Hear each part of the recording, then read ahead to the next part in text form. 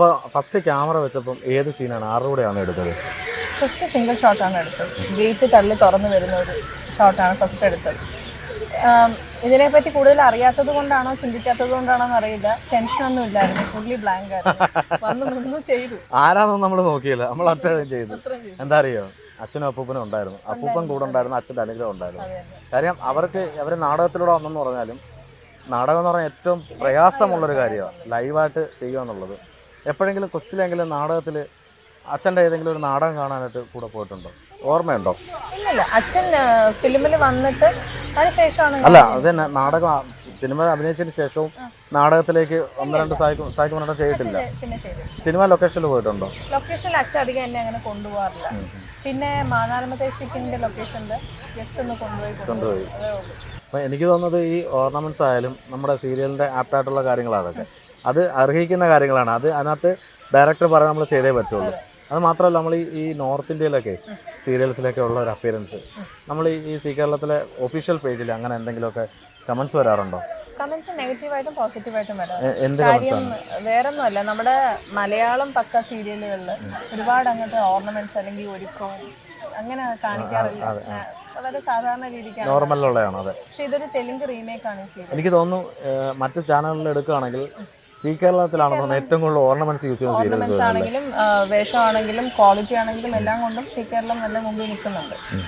അപ്പോൾ നമ്മുടെ ചാനൽ തന്നെയാണ് ആവശ്യപ്പെട്ടത്, ഇങ്ങനെ വേണമെന്നുള്ളത്, ഹൈ ഗെറ്റപ്പിൽ തന്നെ ചെയ്യണം എന്ന് പറഞ്ഞു. എന്നെ കൊണ്ട് പരമാവധി ഞാൻ ചെയ്യുന്നുണ്ടെന്നാണ് എൻ്റെ വിശ്വാസം. ഉറപ്പായിട്ടും ഉണ്ട്.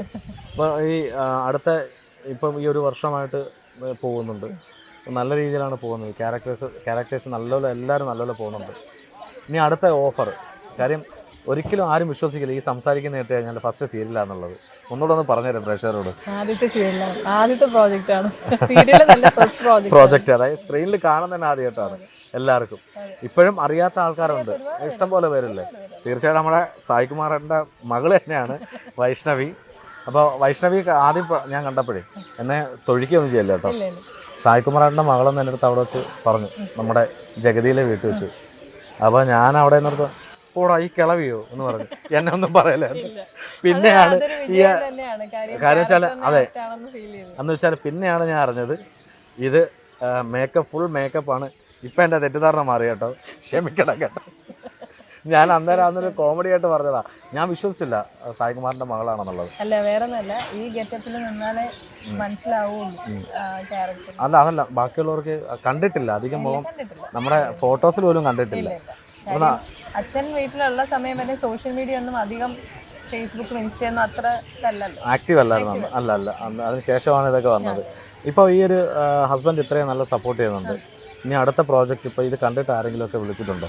വിളിച്ചിട്ടുണ്ട്, സീരിയൽസ് ആണെങ്കിലും ഒക്കെ വന്നിട്ടുണ്ട്. പക്ഷേ ഇവിടെ ടൈറ്റായിട്ട് ഷെഡ്യൂൾ പോയിക്കൊണ്ടിരിക്കുന്നത് അത്യാവശ്യം പ്രധാനപ്പെട്ട റോളാണ് ഇതിനകത്ത്. അതെ, മെയിൻ ക്യാരക്ടർ. അതുകൊണ്ട് ഞാൻ പറഞ്ഞില്ലേ, കണ്ടിന്യൂസ് ആയിട്ട് ഷൂട്ട് പോയിക്കൊണ്ടിരിക്കാം, നമുക്ക് വീട്ടിൽ പോലും പോകാൻ സമയം കിട്ടുന്നില്ല. അപ്പോൾ എനിക്ക് തോന്നുന്നതേ, ഈ ഒരു ഇൻ്റർവ്യൂടെ കഴിയുമ്പോഴത്തേക്കിന് എനിക്ക് തോന്നുന്നത് ഏതെങ്കിലും സിനിമയിലെ ഡയറക്ടേഴ്സ് വിളിക്കാൻ ചാൻസ് ഉണ്ട്. കാര്യം നമുക്ക് ആഗ്രഹം അല്ല, നമുക്ക് അങ്ങനെ പോകണമെങ്കിൽ നമുക്ക് പോകാമായിരുന്നു. പക്ഷേ പഠിത്തം കഴിഞ്ഞു, സേഫായി, വിവാഹമെല്ലാം കഴിഞ്ഞ് നല്ലൊരു കുടുംബമായിട്ട് പോയിക്കൊണ്ടിരിക്കുക. പിന്നെ ഒരു നല്ലൊരു ഓഫറൊക്കെ വന്ന സിനിമ നോക്കിക്കൂടെ? പിന്നെ ഉറപ്പായിട്ടും പറഞ്ഞോളാം. എന്നാ ഉറപ്പായിട്ടും അത് ചെയ്യണം എന്ന് തന്നെയാണ് ഞങ്ങളുടെ എല്ലാ ആഗ്രഹം. കാര്യം ഇനി എനിക്ക് തോന്നുന്നു കൂടുതൽ ഇനി അമ്മ കഥാപാത്രങ്ങൾ കിട്ടാൻ ചാൻസസ് ഉണ്ട്. കാര്യം നമ്മുടെ പൊന്നമ്മ ചേച്ചി ആയാലും അല്ലെങ്കിൽ കവിയൂർ പൊന്നമ്മ അമ്മയായാലും ഇവരൊക്കെ ചെറുപ്പത്തിലെ അമ്മ വേഷങ്ങൾ കൈകാര്യം ചെയ്തിട്ടുള്ളത് അവർ സെലക്ട് ചെയ്യുന്നത് കൊണ്ടാണ്. നമുക്കിപ്പോൾ ഇതിപ്പോൾ ഞാൻ പറഞ്ഞില്ലേ, എനിക്കിത് ഫസ്റ്റ് ഈ ക്യാരക്ടർ എൻ്റെ അടുത്ത് വരുമ്പോൾ എനിക്ക് ഭയങ്കര ഒരു മനസ്സിലൊരു കോംപ്ലക്സ് പോലെ ഫീൽ ചെയ്തിരുന്നു. കാര്യം ഈ ഒരു ഏജിൽ ഇത്രയും ഏജിലുള്ളൊരു ക്യാരക്ടർ എടുക്കണം എന്ന് വേണമെന്ന് ചിന്തിച്ചു. അപ്പോൾ അച്ഛനെയും അപ്പൂപ്പനെയൊക്കെ മനസ്സിൽ വന്നു. അവർ ചെയ്തു വെച്ചിരിക്കുന്ന ക്യാരക്ടറിനൊക്കെ മമ്മൂട്ടിയുടെ ഒക്കെ അച്ഛനായിട്ട് ചെയ്യണമെന്ന് പറയുമ്പോൾ ക്യാരക്ടറിനകത്താണ് പ്രധാനം. അഭിനയിക്കാൻ ഏരിയ ഉണ്ടോ എന്നുള്ളതാണ്. സായി ചേട്ടനൊക്കെ ആണെങ്കിൽ അച്ഛനായിട്ടും അപ്പൂപ്പനായിട്ടും വില്ലനായിട്ടും നായകനായിട്ടും ഉപനായകനായിട്ടൊക്കെ വന്നിട്ടുണ്ട്. എല്ലാ മേഖലയും തൊട്ടിട്ടുണ്ട് അല്ലേ? അപ്പോൾ പിന്നെ നമ്മൾ നോക്കണ്ട. പക്ഷെ ഒരു പ്ലസ് പോയിന്റ് ഉള്ള എന്താ അറിയോ, സീരിയൽസിൽ നരയിടത്തില്ല. ഇല്ല, അതാണ് അത് മെയിൻ ഒരു സംഭവമാണ്. കാര്യം സീരിയൽ നമ്മുടെ അടുത്ത് എടുത്ത് പറഞ്ഞു നര വേണ്ട. ശരി, അത് തന്നെയല്ല, സീരിയൽ തുടങ്ങുമ്പോൾ നമ്മുടെ ഒരു ചെറുപ്പം കാണിച്ചിട്ടാണ് വന്നത്. അതൊരു പ്ലസ് പോയിന്റ് അല്ലേ ഞാൻ പറഞ്ഞത്. കാര്യം മിക്ക സീരിയലും നിങ്ങൾ നോക്കിക്കോളൂ, നമ്മുടെ സി കേരളത്തിലെ അധികം നര അങ്ങനെ യൂസ് ചെയ്തിട്ടില്ല. അധികമല്ല, തീരെ ഇല്ല. ചില ക്യാരക്ടറിന്, പക്ഷേ ഇങ്ങനെയുള്ള ക്യാരക്ടറിന് നരയേ ഇല്ല എന്നുള്ളതാണ്. അപ്പോഴും പ്രായം നമുക്ക് അറിയത്തുമില്ല. നമ്മുടെ കഴിഞ്ഞ 2 വർഷമായിട്ട് സീരിയൽസിനൊന്നും അവാർഡ് ലഭിക്കാത്ത, അതായത് ഇതിന് വലിയ വരുന്ന സീരിയലിന് ക്വാളിറ്റി ഇല്ല എന്നുള്ള ഒരു പേരാണ് പറയുന്നത്, അവാർഡ് നിരസിച്ചു പോകുന്നത്. അതിനെക്കുറിച്ച് ഇപ്പോൾ ഒരു വർഷമായിട്ടുള്ള എക്സ്പീരിയൻസ് ഉണ്ടല്ലോ, അങ്ങനെ തോന്നാറുണ്ടോ? ഇങ്ങനെ നിലവാരമില്ലാത്ത സീരിയലാണ് വരാമെന്ന്. ഞാൻ പറഞ്ഞില്ലേ, ഇതിപ്പോൾ തന്നെ ഈ സീരിയലിനകത്ത് കൂടുതലും തെലുങ്ക് റീമേക്കാണ് ഈ സീരിയൽ. അപ്പോൾ നമ്മുടെ മലയാളി പ്രേക്ഷകർക്ക് അക്സെപ്റ്റ് ചെയ്യാൻ പറ്റാത്ത ചില കാര്യങ്ങളുണ്ടാകും. പക്ഷേ ഇതൊന്നും പറയാൻ ഞാൻ ആളല്ല, ഞാൻ എൻ്റെ പേഴ്സണൽ ഒപ്പീനിയൻ പറയാണ് ചോദിച്ചതിൻ്റെ പേര്. അപ്പോൾ ഇതൊരു ഫിക്ഷൻ ആണെന്ന് ചിന്തിച്ചാൽ തീരാവുന്ന പ്രശ്നമേ ഉള്ളൂ. ഇതൊക്കെ ചിലപ്പം നമ്മൾ തന്നെ ചോദിക്കാറുണ്ട്, ഇതൊക്കെ എവിടെയെങ്കിലും നടക്കുമെന്ന് നമ്മൾ ചോദിക്കാറുണ്ട്. പക്ഷേ അതൊരു ഫിക്ഷൻ ആണെന്ന് ചിന്തിച്ചാൽ തീരാവുന്ന പ്രശ്നമേ ഉള്ളൂ. അല്ല, എങ്കിലും അത് മറ്റ് ചാനലുകളിലും സീരിയലുണ്ട്, നല്ല സീരിയൽസ്, കരയുന്ന സീരിയൽസ് ഉണ്ട്. അല്ലെങ്കിൽ സി കേരളത്തിൽ മിക്കതും ബോൾഡായിട്ടുള്ള എടുത്തു പറയാൻ കാര്യമുണ്ട്. അല്ല, കരയുന്ന സീരിയൽസിനാണ് കൊടുക്കാറുള്ളത് എന്നുള്ള ഒരു സംസാരം പൊതുവേ ഉണ്ട്. അതുകൊണ്ടാണ് എടുത്തു പറയുന്നത്. കാര്യം നമ്മുടെ സി കേരളത്തിലെ സീരിയൽ എടുക്കുകയാണെങ്കിൽ എല്ലാം നല്ല ബോൾഡ് ആൻഡ് ബ്യൂട്ടിഫുൾ ആയിട്ടാണ് എടുത്തിരിക്കുന്നത്. എല്ലാ കഥാപാത്രവും അത്ര കരച്ചിലുള്ളതല്ല, ആൾക്കാർ കാണാൻ ഇൻട്രസ്റ്റഡ് ആയിരിക്കും. പക്ഷെ മറ്റ് ചാനലുകൾ എടുക്കുകയാണെങ്കിൽ ഈ കരയുന്ന ഒഴിവാക്കാൻ പറ്റുന്ന സീരിയൽസ് അല്ല. ഒരു കുടുംബത്തിലും നമ്മൾ യഥാർത്ഥത്തിൽ നോക്കുകയാണെങ്കിൽ ഒരു കുടുംബത്തിൽ എപ്പോഴും ഈ രീതിയിൽ ഒരുങ്ങി അങ്ങോട്ട് പോകുന്നു ഇങ്ങോട്ട് പോകുന്നു എന്നുള്ള സംഭവങ്ങളില്ല. കരയുന്നെന്ന് പറയുന്ന എല്ലാ കുടുംബത്തിലും വിഷമങ്ങളും കാര്യങ്ങളും ഉണ്ട്. അല്ല, ഇനി അതാണ് അവാർഡ് കൊടുക്കാൻ അവരുദ്ദേശിച്ചത്, കരയുന്ന സീരിയൽസിന് മാത്രമേ കൊടുക്കാന്നുള്ളത് ചോദിക്കണം. എന്താണ് നിങ്ങൾ ഉദ്ദേശിക്കുന്ന സംഭവം എന്ന് അവരുടെ അടുത്ത് തന്നെ ചോദിച്ചാലേ മനസ്സിലാവും. പക്ഷെ അതിലൊക്കെ ഒരു വിഷമം, ഇപ്പൊ സീരിയൽ ആർട്ടിസ്റ്റ്, ഇപ്പൊ ഒരു ആർട്ടിസ്റ്റ് എല്ലാവരും കഷ്ടപ്പെടുകയല്ലേ ഇതിന്റെ പുറത്ത്. ഒരു ചെറിയൊരു റീസൺ വെച്ചിട്ട് നിലവാരമില്ല എന്ന് പറയുമ്പോഴത്തേക്ക് ഒറ്റയടിക്ക് തീർന്നില്ല.